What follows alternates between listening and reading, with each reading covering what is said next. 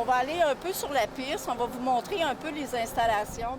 Une visite de l'aéroport de Val-d'Or attendait la ministre Guilbeault mercredi après-midi. La mission première était de lui présenter les optimisations qui devront éventuellement être réalisées. En premier lieu, c'est parce qu'on voulait la sensibiliser, parce qu'on a des gros travaux qui s'en viennent sur 2 ans. Comme la phase 1, ça serait tout le changement du système de balisage lumineux, ainsi que la réfection du tablier principal qui se trouve devant l'aérogare et la voie de circulation qui donne accès à la piste. Les derniers travaux de réfection de la piste d'atterrissage remontent à 1994, soit il y a 30 ans. Une modernisation ne serait donc pas un luxe à s'offrir, soutient Louise Beaulieu. C'est un enjeu majeur.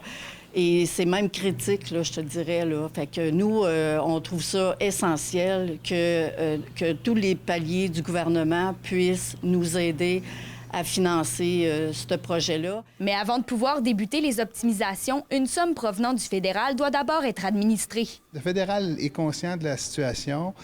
J'ai aussi là-dessus déjà eu des discussions avec Pablo Rodriguez, le ministre des Transports au niveau du fédéral.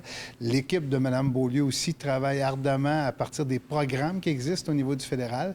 Mais souvent, il va y rester quelques morceaux d'argent à attacher pour être capable d'avoir un projet concret.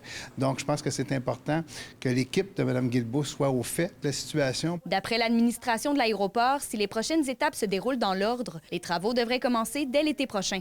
La direction de l'aéroport devrait, en principe, recevoir une réponse de financement du gouvernement fédéral d'ici la fin du mois de janvier. C'est un projet qui devrait coûter 26 millions sur 2 ans. Kémilia Laliberté, RNC Nouvelles, Val-d'Or.